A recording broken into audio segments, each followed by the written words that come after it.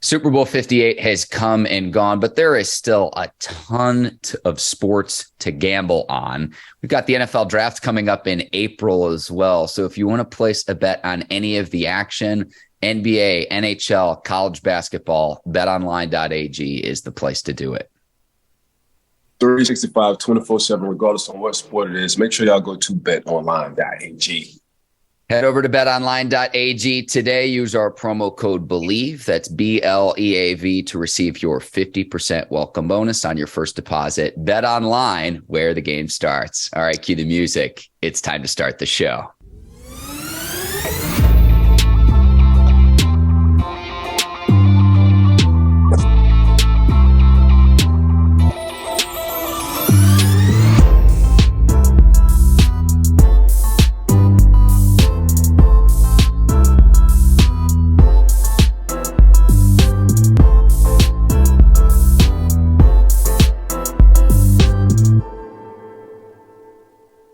Welcome to the Bleav in Steelers show on the Bleav Network. I'm your host, Mark Bergin, joined by my guy, Pittsburgh Steelers scout, two-time Super Bowl champion and 12-year veteran of the Pittsburgh Steelers, number 24, Ike Taylor. IT, I want to get right into it. It's the Monday after the Super Bowl. The Chiefs take care of the Eagles.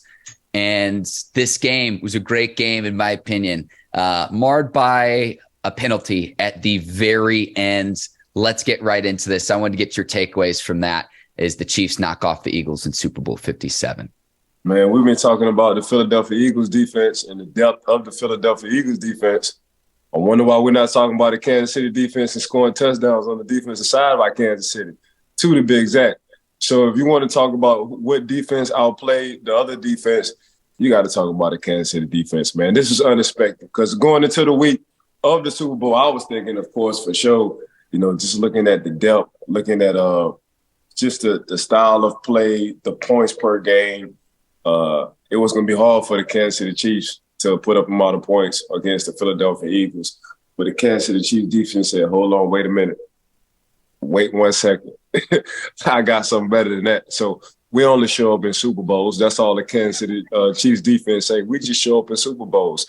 And that's exactly what they did. To get 14 points from the defensive side, like Coach LeBeau always said, you got a 98% chance of winning ball games. And that's exactly what the Chiefs did. The Chiefs defense outplayed the Philadelphia Eagles defense. Patrick Mahomes ain't had to do too much. All he had to do was get the ball in the end zone a few times, and that's exactly what he did. We talked on our show, Mark, it was going to be Andy Reid have to out coaching the talent for the Philadelphia Eagles, and that's exactly what Andy Reid did. When it came down to that 5-yard line, he knew exactly what defense they was going to be in. He called the same two plays, one to the right, one to the left, and Patrick Mahomes throwing it to the outside receiver wide open both times. So got to give a big congratulations to the Kansas City Chiefs team. A huge congratulations to Coach Andy Reid for pulling it off. A major shout out to Patrick Mahomes for re-injuring his foot, coming back and playing the way he played. But you couldn't tell me that before the game, the Philadelphia Eagles was going to get outplayed by the Kansas City Chiefs defense. But the Kansas City Chiefs defense definitely outplayed the Philadelphia Eagles. We have a lot to discuss from Super Bowl 57, Ike. But what everyone's going to be talking about today is that penalty by James Bradberry, an excellent corner at the very end. Mm-hmm. Now, after the game, Bradberry admits that, yeah, I held the receiver and I was hoping the refs wouldn't see it. Here's the issue that I have, right? Because it was a great game. The referees inject themselves yet again, which has been a theme throughout this season. It's not that I don't think it was a penalty. Bradberry even admitted as such after the game. And credit to Bradberry for facing the music for what will probably be his toughest moment as a pro. Right. What will be his toughest. Yeah, Ike. Yeah, Ike. Yeah, I've been there. Go ahead. I've been there before. I know it's tough. Man, I've been there before, but I haven't been there before in the Super Bowl game. But in the playoff game, I've been there before. So I understand exactly how he's probably feeling, not only after the game, because during the game, you just got to let it go and move on. But after the game, sitting in the locker room, I don't know how long that man probably sat in that locker room. If he was like me, I sat in the locker room for a long time. They had to hold the plane for me. Man, that's just part of the game. You just don't like them calls at that crucial moment in the game because it was a minute and 38 seconds left, 3rd and 8. They kick a field goal. The way the Philadelphia Eagles was moving the ball, they would have had action. You know what I'm saying? Or they would have tied the game up going into overtime. But to get a fresh new start of downs with that holding mark, you know, that's now we're already working against the clock because the Philadelphia Eagles only had one timeout left at that particular moment. So it was just tough. But for Bradberry, I've been there before. It sucks. But at the same time, it sparked a whole new flame in the inside of me of next year in the offseason. So I would never get in that position again. And honestly, kind of projected on the upward my career because I was like, hell with that. It kind of hit the reset button for me. So for Bradberry, man, hopefully it just hit the reset button going into the offseason. Let that fuel the energy in your body to not ever letting that happen again. And it's just technique, man. It's small things, Mark. Like when we're in press coverage and I tell my son his homeboys in all the corners when I'm coaching them, you know, your eyes can be your best friend or your worst enemy. You know, if you sneak in the backfield, if you just take a glance, you're gonna put yourself in a bad position. And that's exactly what Bradberry did. He just took a glance and put him in a bad position. And you kind of panic. And once you panic, you do things that's not helpful towards you or the team. But I mean, like you said, a man owned up to it. So everybody can say what they want to say in the rules of the book, or flag or no flag. The man said, "Man, I held, and I hope I didn't get caught." What else you want the man to say or to do? So, but for me, from a corner to a corner, I can't say shake it off because it's gonna always be with him. Hopefully, the Philadelphia Eagles get back to it and win one while he's on the roster, so they can kind of give it an even trade. That's how I looked at it from my standpoint. But that's just part of the game. It just sucks it came at that particular moment because that was a crucial moment. And you don't, and the Super Bowls aren't promised. I mean, just look at Aaron Rodgers having been there 12, 13 years. It's a lot of quarterbacks don't go back. And that's the time they beat me. So hopefully they can get back. And I'm saying they can get back just to shake that penalty off of Bradberry in my situation.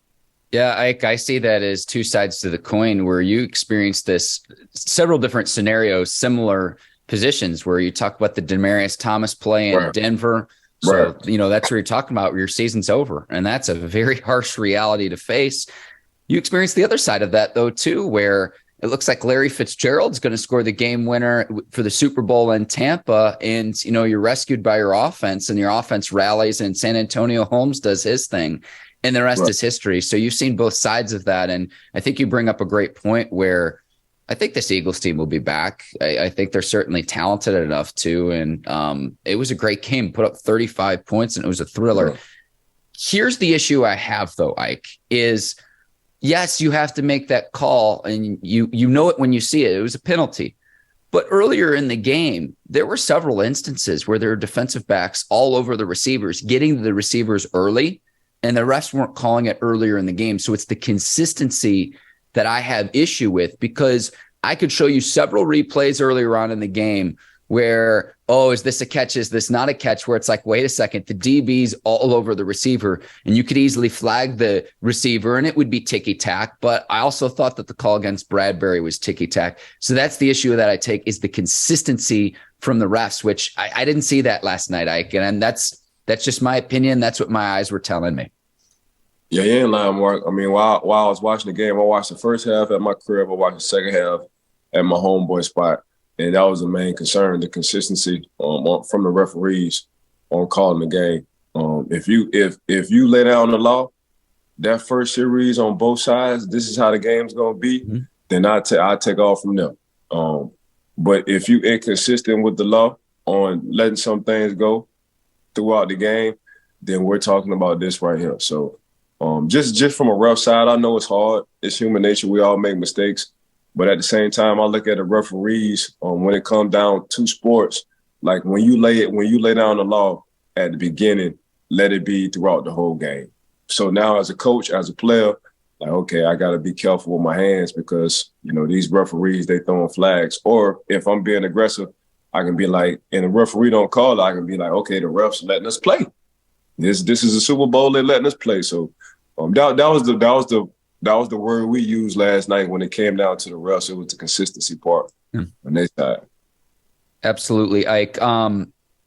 JuJu Smith-Schuster was the one who got held on that play, Ike, and it's a perfect transition. He's due to become a free agent, Super Bowl winner, former Steelers player. It's a weak receiver class, Ike, but you've always told me slow money is better than no money. For me, I'm seeing what I could do to come back with the Chiefs. At the same time, he's going to be bell of the ball with this free agent class, which, in my opinion, is a little bit lackluster, Ike. Man, stay your ass home. Right now, the Kansas City Chiefs is home for you. You're not going to have a better quarterback. You're not going to have a better offensive coordinator just by listening to JuJu talk on like Call of Duties, the games they play, what they do off the field. Him, Travis Kelce, and P. Holmes. Now, sometimes I ain't gonna say the money ain't worth it, but that brotherhood and that camaraderie and that legacy, it'll pay you more on the back end than anything. So if I'm JuJu, and they're gonna pay him, we just want to see. We just don't know if JuJu want to make JuJu. I tell you this, JuJu, don't outbid yourself, JuJu. You're in a good situation. You're with Andy Reid, probably one of the best offensive geniuses that's ever coached this game. You have a Hall of Fame quarterback you're playing with. The team is young. This is their third Super Bowl in 4 years. JuJu, don't go nowhere. Don't go nowhere, bro, because I'm gonna say the grass ain't always greener. The grass ain't greener, bro. Even the money used to be green, now the money blue. So I'm telling you, don't go nowhere, JuJu. If you're a receiver, that's the perfect situation to be in, especially in your situation. Because usually, if you go to if you get paid, you usually go to an okay team, and then you become a cap casualty sooner than later if it don't work out. So JuJu, I'm gonna tell you like this, JuJu, don't go nowhere, bro. Stay home, stay with KC. Going on, get some of that barbecue sauce all day and all night, and going on, if you can, play as long as you can with Andy Reid and Patrick Mahomes. Let me piggyback off this too, Ike. You've got Travis Kelce, whose defenses need to key on and are still trying to figure out how to stop. So if you're going to stack Travis Kelce, you're going to get one-on-one opportunities to beat your opposing defensive back, whether it's a safety or a cornerback. You're going to be able to eat because of the attention that Travis Kelce consistently garners. JuJu woke up in the second half. JuJu had 6 catches in the second half? JuJu did his thing in the second half. So JuJu was a big part of the second half on them scoring, or getting in scoring position other than Toney, having that long punt return back to the 5-yard line. But JuJu got hot for a minute in that second half. So JuJu, stay right there, bro. Don't go nowhere. Yeah, 7 catches, 53 yards, 14 targets, Ike. But good to see him do his thing. But again, he's really at the top of a free agent class at the receiver position where it's like, man, and this is the reason why the Bears made the Chase Claypool trade, because you could see the writing on the wall. And like, I'm not trying to disrespect any of these other receivers, Ike, but they're not true 1A alpha receivers. You got JuJu, Jacoby Myers, Allen Lazard, DJ Chark, McCole Hardman. Like, none of those guys are an alpha Pro Bowl all-pro receiver. Yeah, they're good robbers. It's hard being Batman, bro. It's hard being AJ Brown, bro. It's hard. It's hard. It's hard, man. It's hard being Devontae Adams. I know all these receivers think they won until they get in that position to be one, and they like, golly, so the defense coordinator really trying to shut me down. Yeah, that's what made Antonio Brown so special. AB, you can say what you want to say AB in his off the field tactics, and AB he cutting up right now. I'm praying for AB, to be honest with you. But when it came down to the on the field and balling on the field, AB took care of double and triple teams. I done seen this with my own eyes. Devontae Adams taking care of double and triple teams. Like I done seen this with my own eyes. So that ain't nothing wrong with being Robin. And the great Reggie Wayne will tell you that. Reggie said he ain't mind being Robin to Marvin Harrison.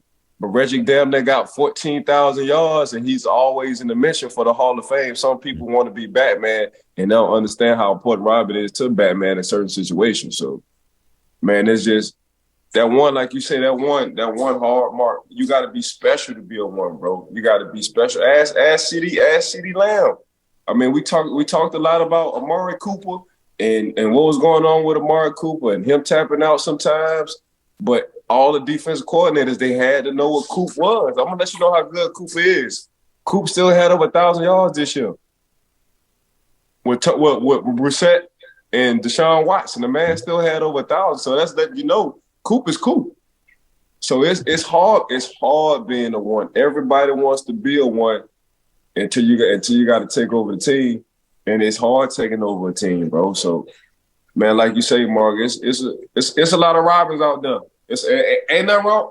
I was robbing in Troy, and I was Batman to my quarterback position, but I was robbing in Troy. Yeah. And I rode Troy coattail as long as I could. Ain't nothing wrong with that. Absolutely, Ike. Absolutely. And everybody ends up winning in the end. Other observations from the Super Bowl, Ike.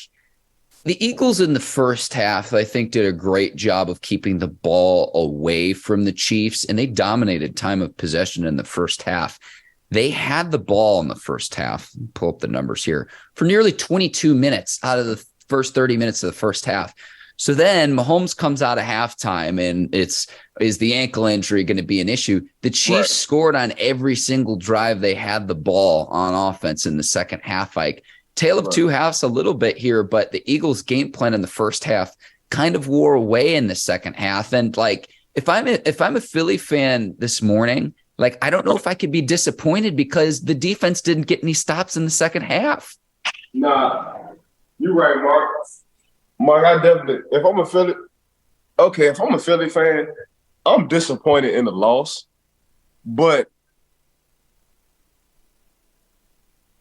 the defense of the Kansas City Chiefs outplayed the Philadelphia Eagles in the second half, of course. But the way, just going off script, and congratulations to the Chiefs, too, by winning the Super Bowl. Yeah.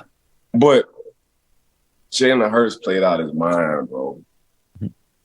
Jalen played out his mind.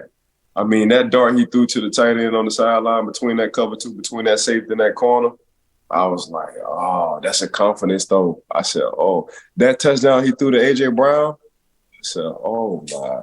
Like, and he scrambled for a few, and he ran for a few touches, like the dude. And he's the total package. I would say that.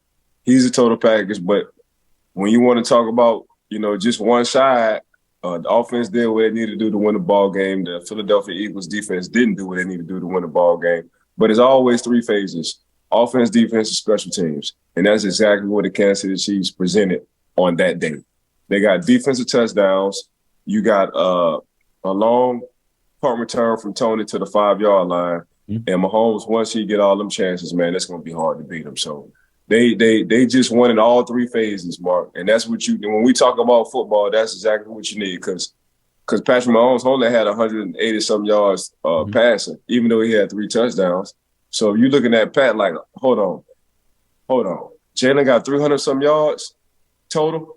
Pat got just 80-some yards passing. Yeah, but he got a 3 tub. So, I mean, the Chiefs defense saved their best game in the biggest game.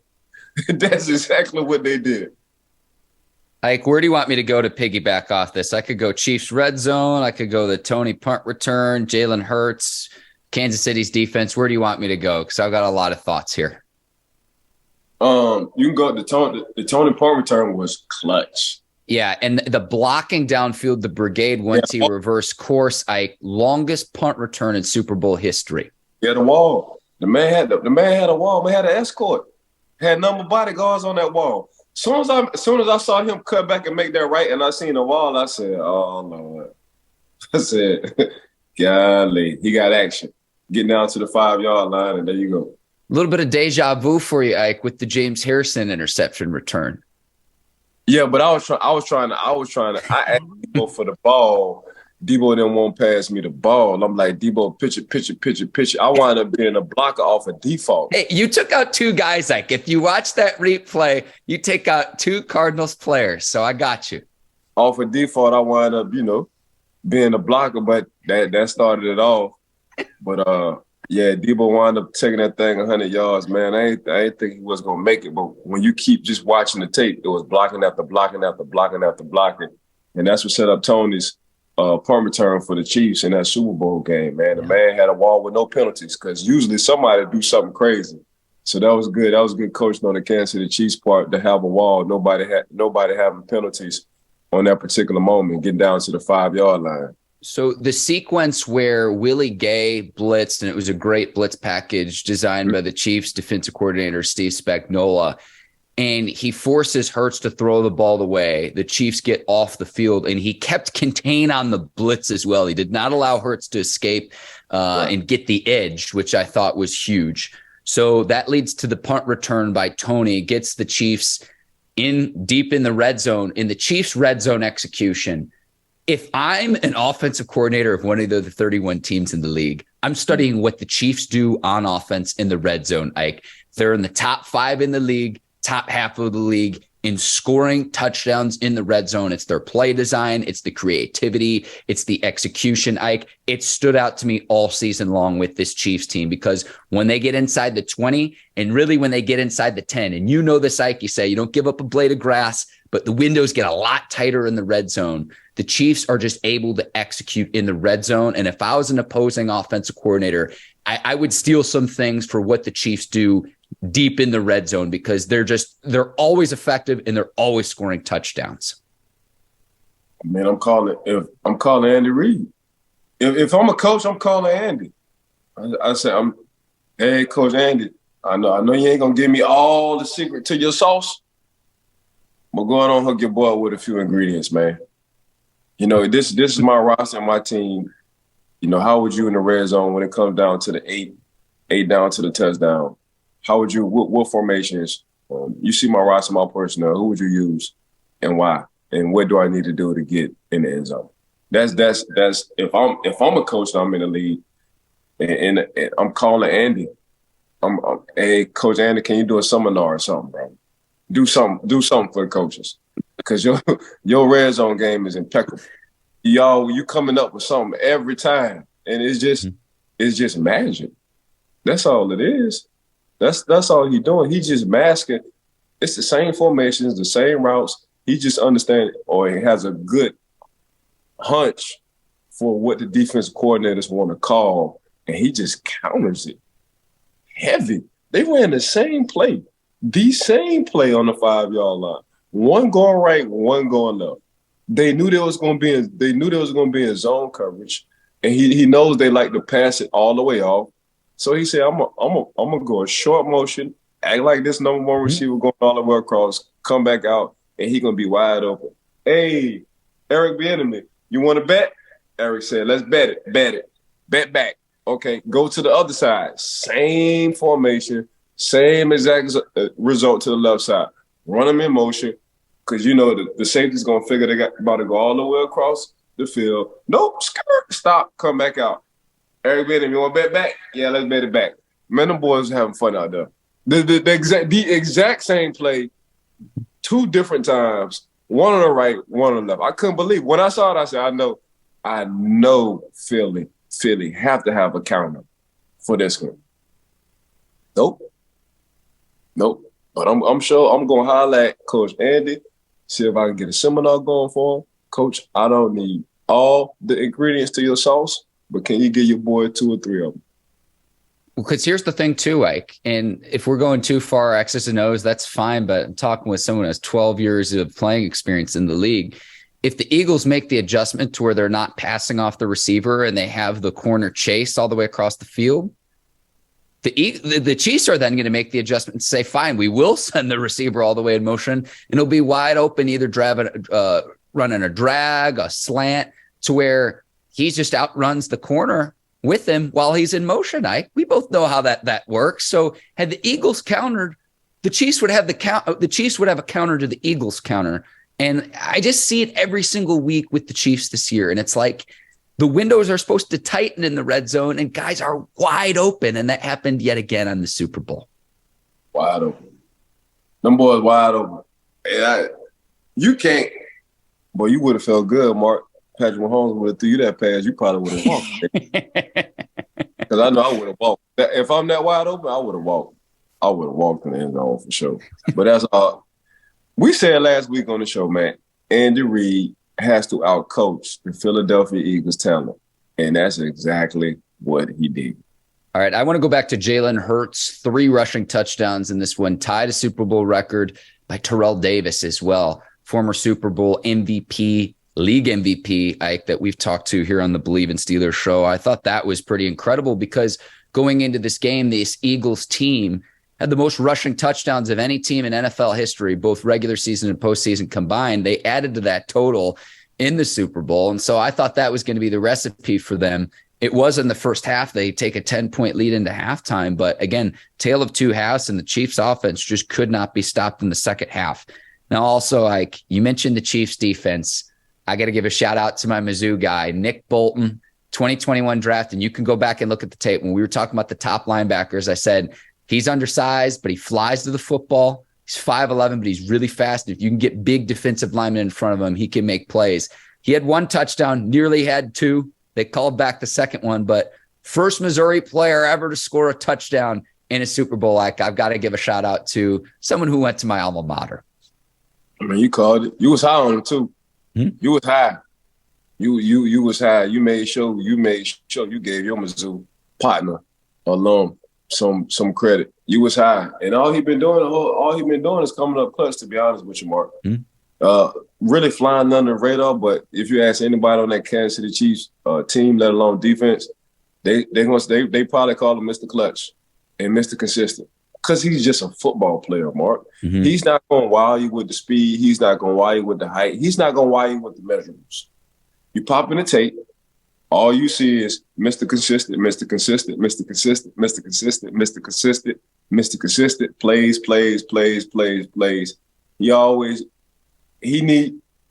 Where he needs to be 90% of the time, he's going to be there. Because he's just a football. It's just, you can tell, it's just instinctively he has it. You know, so, but you hit it. You called it, Mark. You called it. You called it. You called the situation. You said what he needed to be successful. That happened, Kansas City. And you said why. And that happened. So you sure did call it, Mark. Yeah. It pops off the tape to where it's just like when someone's consistently flying to the football, like it's just like, wait a second now. Few other observations from this game, Ike. Let's see here. We talked a little bit about A.J. Brown. I think he needs to be in the conversation when we talk about top receivers in the league. He's a true alpha. He's a true number one. And even in a losing effort, I was very impressed. I was getting some deja vu flashbacks from when he dominated our beloved Steelers earlier this season. Let me go here as well, too, Ike. If this is Greg Olson's final time announcing a Super Bowl because Tom Brady is joining Fox Sports, I've really enjoyed his announcing this season. I've learned a lot from watching him.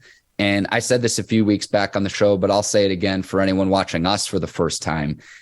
He has an ability like you, Ike, where he's able to explain the game and teach you something if you've been watching football your entire life.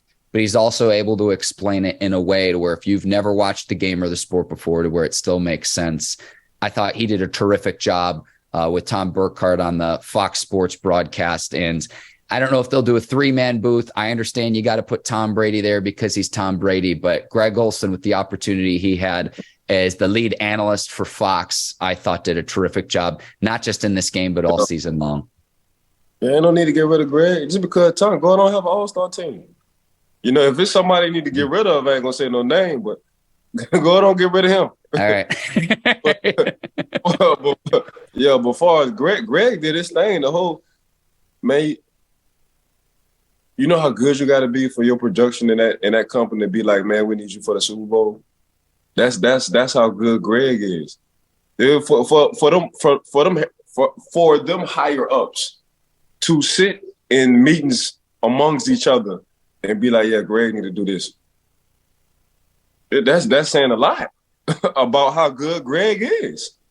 And Tom Fantastic coming. Man, that's an all-star team. Ain't on that. Greg, we're gonna redo your contract. We're gonna extend you.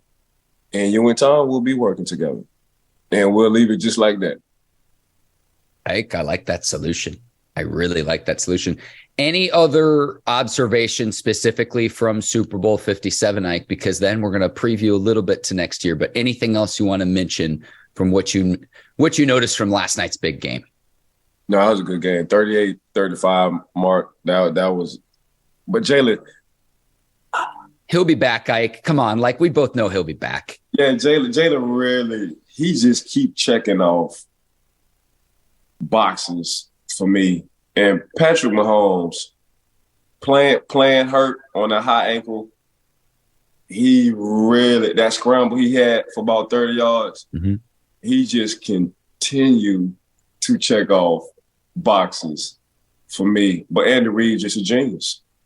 Andy Reid is a genius. And them dudes love playing for Andy Reid. You know, so, but you can tell Andy Reid had been to it a few times. You know, he was doing live interviews before the Super Bowls. He was super relaxed. He said his wife was getting mad at him because he was taking phone calls 2, 3 o'clock in the morning. She was like, "When are you gonna get some sleep, babe?" He was like, "I don't know." So Andy Reid he dad. He's the cool dad. Like, when other kids see their father, like, damn, I wish my dad was like his dad. You know, that's just Andy Reid, man. Andy Reid, he just has a way with the guys a lot of people didn't want. You know, Travis Kelce coming out of college had some red flags. Toney had some red flags. JuJu, I mean, they consider him okay after AB left. You know, so I mean, Andy he just has a way of talking to and building men. You know, because everybody who has been around Coach Andy Reid, they have nothing but high praises when they say about this man. So it's a calm, quiet confidence, Ike, at least from, you know, what we can see from the outside. Yeah, I've never seen Coach Andy Reid like throw his headset down or really get pissed off. He just like, you know, when he look at it, he's getting your undivided attention when he talking to him if he pissed off. And you can see the look in a grown man's face like, damn, I done made dad upset. Because Coach Andy Reid does so much for you and try to put you in so many good situations. You can just see it from a distance, Mark. So it's a big shout out. We're talking about these players, but Andy Reid to be a coach like that, you know, to win them Super Bowls, for a few guys with the red flags and coach say, bring them to me. I got them. I know how to handle them.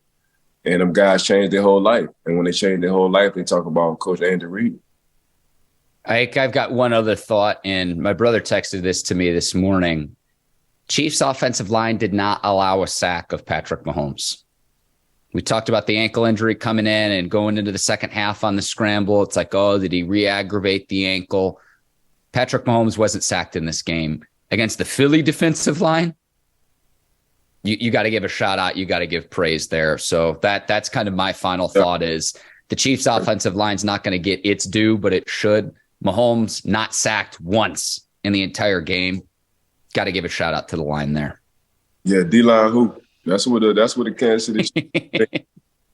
Now, all this talk, include myself, all this talking about the D-line and the depth they got on the D-line and Haskins and all them boys and Hargraves and Graham and all them boys. KC said who? Who gonna get a sack on who? So y'all think y'all about to get a sack on Patrick Mahomes right now? All right, we'll see. I doubt that. That's like I say, the roles were reversed. You thinking Philly defense over KC offensive line, and you was thinking the Philadelphia offensive line over Kansas City Chiefs defensive line. Going into the game, yeah. Going into the game. Nope. Not at all, Jack. No. So big shout out to Kansas City Chiefs O-line, Mark. You know, just making sure nobody touched Patrick Mahomes. All right, Ike, big questions. We got 2 left. Can the Chiefs repeat as Super Bowl champions? It's been so long. 03-04 Patriots were the last team to do it. It's the Chiefs' second Super Bowl win in 4 seasons. I'll take the field here just because that's what recent history showed us. It's so hard to repeat. But Patrick Mahomes, now with 2 Super Bowls, 2 for 2 in Super Bowl titles, Chiefs could be building a dynasty here with Mahomes and company. But can they? Maybe. Will they? I lean no. I'll take the field. But what say you?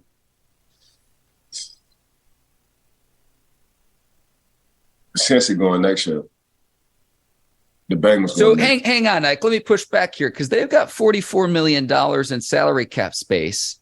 They've got a lot of guys that they are free agents pending, but they also have to lock up Joe Burrow long term as well at some point in time. But make the case for the Bengals here. That's where I push back. You're going to get what you need to get in the draft as far as like you're going to get your corner in the draft. I'm guessing. You're going to get your corner in the draft.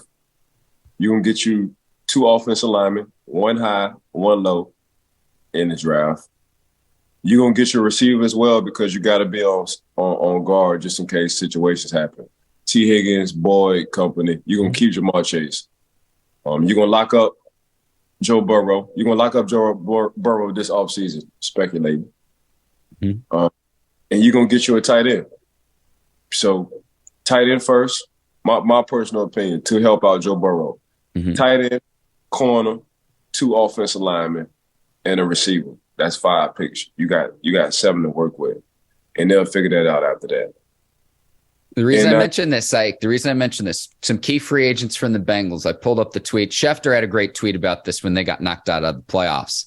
Safety Jesse Bates, safety Von Bell, Hayden Hurst, the tight end, cornerback Eli Apple, linebacker Jermaine Pratt, Samaje Perine, the running back, Drew Sample, the tight end, Trey Flowers, the corner as well, Ike. So a lot of those players are going to be on different teams next season, key contributors to this current season's team. I know you've got a guy by the name of Joe Burrow, but again, that $44 million in salary cap, I think is probably going to go towards, hey, let's make sure Joe Cool's locked up in the Bengals quarterback for the next decade or so. Yeah, but the cap go up. The cap going to be the highest in NFL history this year. All right. I'll restructure a few deals. That'll be exactly what it need to be. Joe Burrow, it needs to get paid, but I think Joe Burrow is smart enough to understand. I want to get to the Super Bowl again and win it. And even though he will get paid, it's gonna be team friendly. My personal opinion. Well, he can make other money in endorsements too, then, Ike. So I see what you're saying. To where you maybe make what, like 90 cents on the dollar instead of the full 100. Yeah, we talking about football. Endorsements ain't got nothing to do with football. That's off the field money. That's what I'm saying though, is to where he makes a little bit less with the Bengals to where what he could make to allow the Bengals to sign other key players that'll help them win Super Bowls. No, you can just give me my money up front. Okay. Dak Prescott me.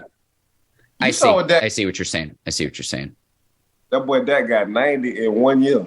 90. He got 90 in 1 year. $90 million in 1 year. What it was, 4 for 120 or 4 for 130? Hey, yeah. The boy got 90 in 1 year. I'll go house sit for him while he's over in, I don't know, Cabo and Mexico, somewhere exotic this offseason. Man, that man buying an island. Yeah. He ain't got to go. He going to Dak Island. Dakota Island. So hang on. You like the Bengals and the AFC, Ike. Is there an NFC? Actually, I already know the answer to this question. You're going to like the 49ers again. Brock Purdy, the quarterback? I mean, that's the big question is who's going to be the starter week 1, given Purdy's injury. I know Trey Lance is going to be coming back. Jimmy G is likely gone as a free agent. So it'd probably be between Lance and Purdy. In all honesty, to me, if both are healthy, you got to go with Purdy with how he led your team in the back half of the season. But how does health factor into that question? Like something that we won't really know until we get closer to training camp next year. But yeah, I would go with Purdy if both are healthy. That's what I would do. Coach Cal got some good problems. He got some good problems because it's two quarterbacks who got they have to win. They have to win that position. Mm-hmm. They got to win it. They got it. And Coach Cal, Coach Cal the type like, hey, may the best man win. This ain't no first round or sixth round or Mr. Irrelevant. Hey, the best man gonna be under the center at the beginning of the season. But y'all gotta do everything y'all need to do. I'm about to split both of y'all exactly right down the middle with reps. This is exactly what I'm doing. And may the best man win. Man, they say iron sharpens iron. So them boys in a good situation. Them boys, here come the drive. You get the drive back. So, I mean, ooh. I mean, with the picks with the drive, though, they got CMC. CMC took some of them picks. Christian McCaffrey took some of them picks. But now I'm a rock with Philly, bro. Really? Yeah. Really? I just like Jalen. I just like what Jalen. I like what he did this year. I'm with you, Ike, but with the tougher schedule, because you're going to be playing all 1 seeds from other divisions, they had a really weak schedule, and that was something I wish we'd have talked about, but I heard on other shows where it was like going into the Super Bowl, if you looked at the quarterbacks that the Eagles played this season, they didn't play anyone even close to Patrick Mahomes' caliber until the Super Bowl. So that's something where it's like they're probably not going to have as good a record as they did this past season. But again, they're going to have tougher competition because, okay, they represented the NFC in the Super Bowl, so they're going to get everyone's best shot. But then because they won the NFC East, they're going to be going up against the other teams that won their respective divisions during next season's play, Ike. I mean, Mark, let's not get it twisted, though. The Chiefs did have two touchdowns on defense. Let's not like Patrick Mahomes went crazy. Patrick Mahomes had 182 yards passing. Jalen Hurts had 374 yards total, just on his own. So let's not act like P. Holmes went crazy. We didn't see P. Holmes go crazy in the touchdown, and we didn't see P. Holmes play bad in the Super Bowl. In the Super Bowl. So, I mean, this was an average game for him. He had an okay game. So here's the thing though, Ike, because I think Philly did a good job of keeping the ball out of his hands. The game plan was sound in terms of let's keep this Chiefs offense off the field, and our best defense will be let's control the clock and play clock management football. True. The Chiefs scored every possession in the second half. That's why I say that. Yeah, I'm not with a short field. I'm not gonna say other than one time they had a short field. Mm-hmm. And you just look at this now. Pacheco, the number 10, the running back. I mean, really, he had a case. He had a case on being the MVP, to be honest with you. This goes back to when the Chiefs won the Super Bowl like 4 years ago. We were asking the question. We were like, should Damian Williams have won the Super Bowl MVP? And Ike, we were like, that's what this is really about, Ike. Duh, right? Did Williams not win that? Did he not win that? He was the Super Bowl MVP in my mind. Mark Damian, Super Bowl MVP. They shot that man. But anyway.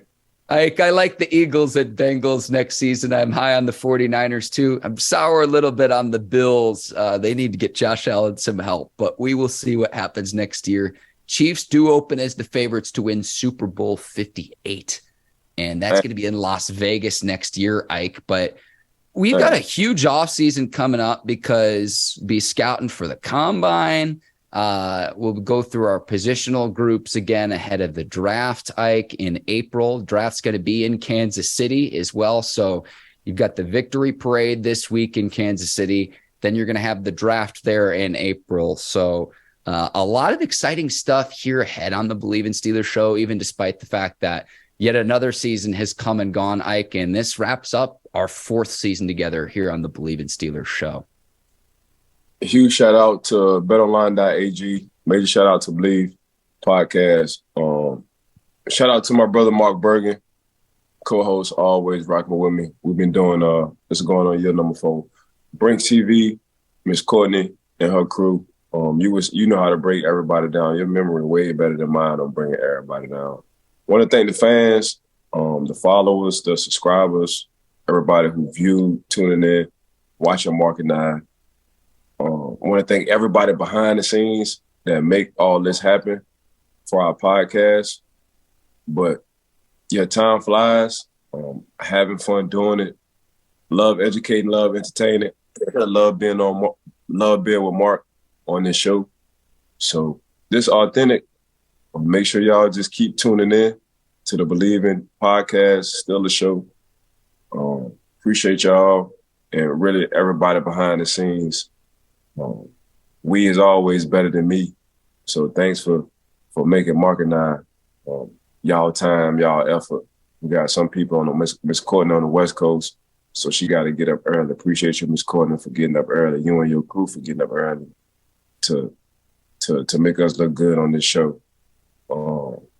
Bet Online, thanks for just rocking with us since day one. Y'all ain't never left us. So Bet Online, thank y'all. Mark, our friendship has turned into a brotherhood. So that's I'm gonna leave it like that. But just want to appreciate everybody for tuning in to this Bleav in podcast. Ike, I couldn't have put it better myself, and I'm just going to go ahead and sign off here because that was just so beautifully put. For Ike Taylor, I'm Mark Bergin. Thanks for watching the Bleav in Steelers show. We'll see you next time. Until then, take care, and so long, everybody. Peace.